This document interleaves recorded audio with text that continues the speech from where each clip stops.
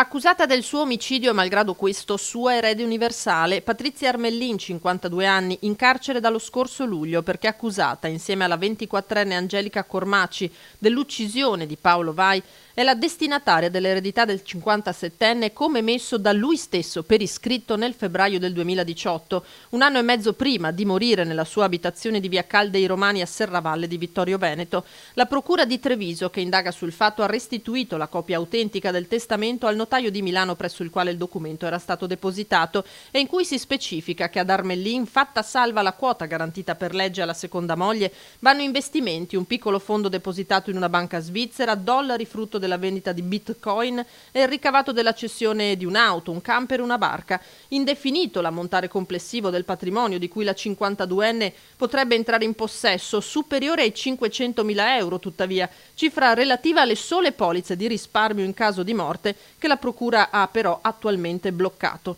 Per la seconda moglie di Vai, il 57enne sarebbe stato ucciso da Armellin e Cormaci proprio per entrare in possesso della sua eredità, Armellin che l'uomo pare volesse lasciare, come aveva raccontato in alcuni messaggi mandati agli amici.